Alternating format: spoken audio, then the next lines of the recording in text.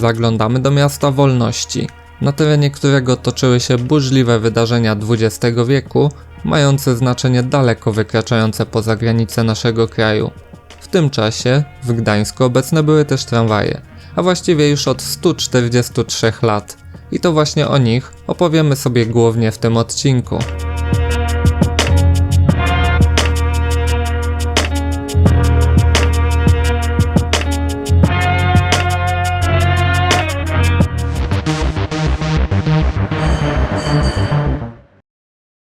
We've only just begun.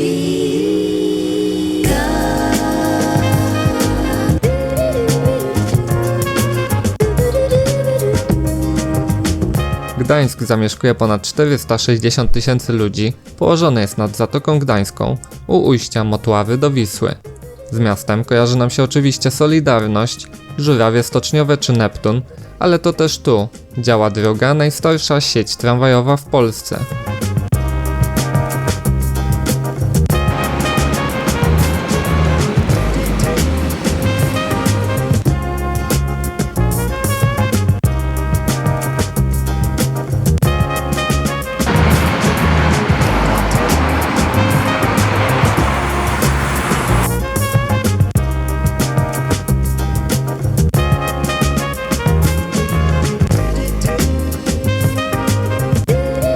Sieć tramwajowa ma tu 56 km długości, co pod tym względem plasuje miasto mniej więcej w połowie polskich sieci tramwajowych. Po mieście kursuje 11 linii tramwajowych całorocznych oraz 3 sezonowe, weekendowe, w tym jedna nocna. Kręgosłupem sieci jest torowisko wzdłuż Alei Zwycięstwa i Wałów Jagiellońskich z przystankiem przy dworcu głównym, przez który przejeżdża większość linii tramwajowych, a w godzinach szczytu wagony zatrzymują się tu praktycznie co chwilę.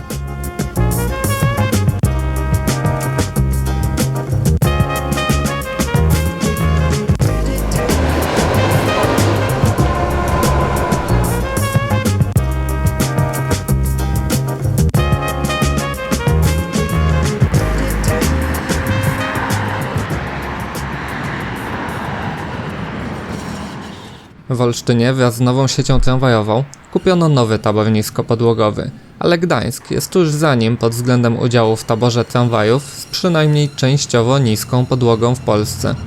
Jeśli rozpatrywać to w kontekście składów, jest ich ponad 85% w łącznej liczbie 128 pociągów tramwajowych.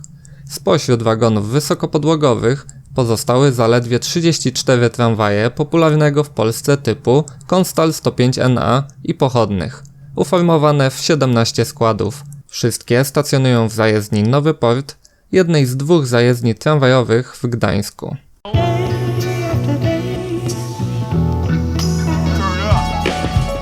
Dwa pierwsze tramwaje z niską podłogą w Gdańsku pojawiły się już w 1997 roku. Były to Konstale 114NA, a 2 lata później rozpoczęto dostawę 4 Alstomów Citadis z 70% udziałem niskiej podłogi. Niską podłogę mają też 3 bombardiery, których montaż końcowy odbywał się w Krakowie. W ostatnich latach w taborze pojawiło się 60 zmodernizowanych Duewagów N8C sprowadzonych z Dortmundu i Kassel. W wagonach przerobiono środkowy wysokopodłogowy człon na niskopodłogowy z dodatkową parą drzwi. Zmienił się też przód i tył wagonów. Niskie na całej długości podłogi są tramwaje PESA Swing, których w taborze jest 35, a najnowszymi wagonami jest 5 dwukierunkowych tramwajów PESA Jazz z 2014 roku.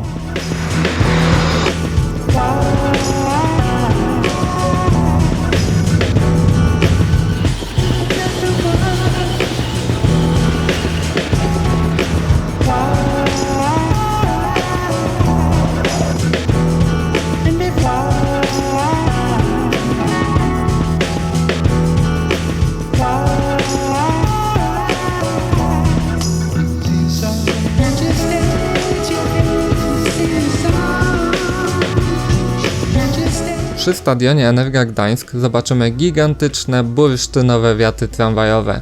Ten najbardziej charakterystyczny przystanek w mieście ma 90 metrów długości, więc w zasadzie jednocześnie mogłyby na nim zatrzymać się nawet 3 tramwaje.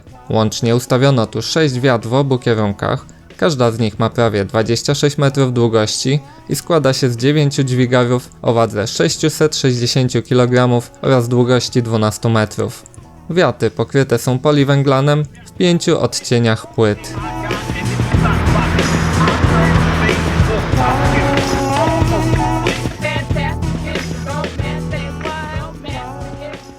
W sieci tramwajowej zainteresował mnie układ torowisk na osiedlach Zaspa i Oliwa z pętlami pośrednimi na trasie do Jelitkowa i zazębiającymi się liniami numer 2 i 11. Jeśli chcemy wybrać się na plażę, to z tramwaju też będzie niedaleko, gdy wysiądziemy na przykład na pętlach w Stogach, Brzeźnie czy Jelitkowie. W Nowym Porcie zaliczymy jednotorowe kryterium uliczne, a krańcówki tylko dla tramwajów dwukierunkowych spotkamy na Migowie i Brętowie. Węzeł przesiadkowy Brętowo widzieliście już zresztą, bo zatrzymuje się tam też na tym samym poziomie PKM-ka.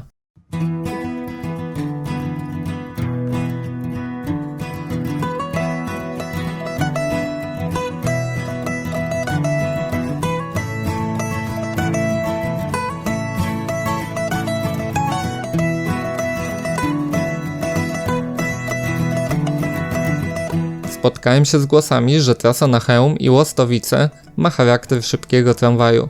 Jednak pomiar prędkości komunikacyjnej na tym odcinku, przynajmniej według rozkładu jazdy, nie dał mi zbyt wielkiej nadziei. 5,5-kilometrową trasę tramwaje pokonują najszybciej w 15 minut, co daje prędkość komunikacyjną 22 km na godzinę, czyli tramwaj dopiero aspirujący do grona tych szybkich. W każdym razie trasa ta charakterystyczna jest z innego powodu, bo jest najbardziej stromą trasą tramwajową w Polsce z największym pochyleniem aż 50 promili.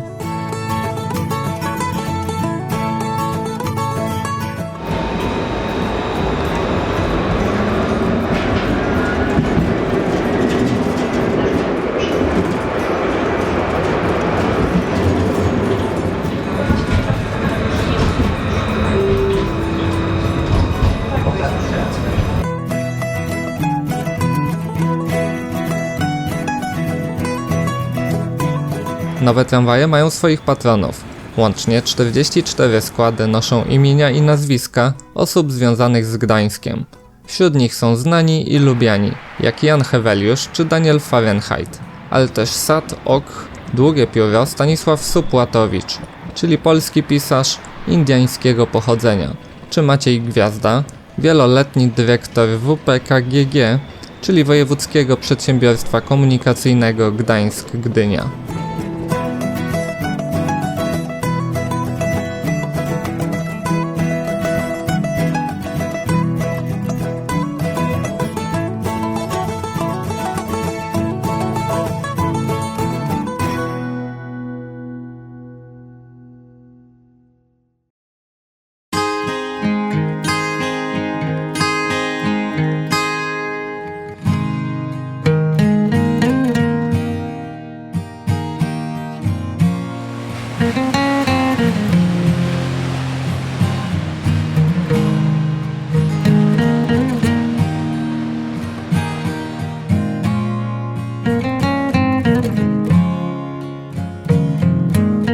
Punktem obowiązkowym w planie była moja wizyta na półwyspie Westerplatte, symbolicznym miejscu rozpoczęcia II wojny światowej.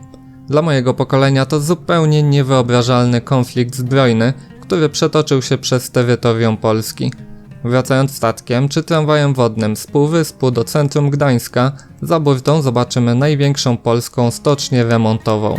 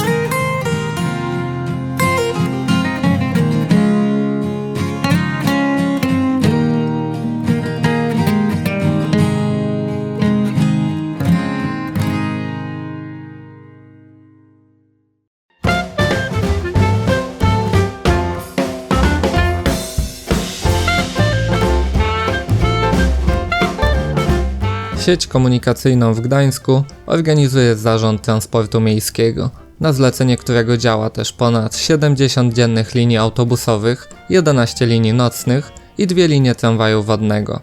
Organizator ma własną taryfę biletową, niezależną od biletów metropolitalnych, ale chyba będzie jeszcze okazja powiedzieć o tym trochę więcej.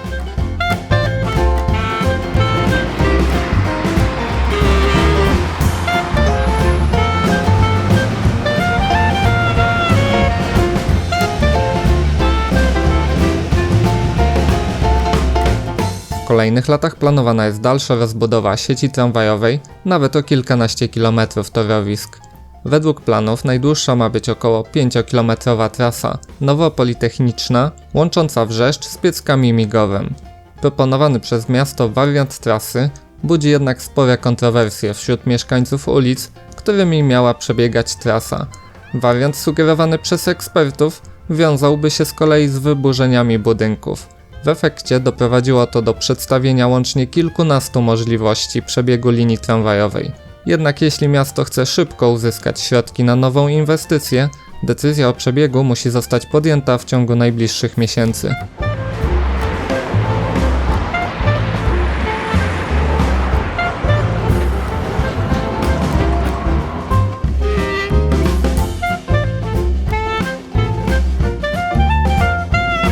Pozostało nam ostatnie miasto w naszej trójmiejskiej miniserii. Jeśli jeszcze nie widzieliście, to obejrzyjcie materiały o kolei łączącej miasta trójmiejskiej aglomeracji. Z Gdyni do Sopotu dojedziemy też trolejbusem, o czym porozmawiamy w następnym odcinku tej serii. Tymczasem dzięki wielkie za uwagę i do usłyszenia następnym razem.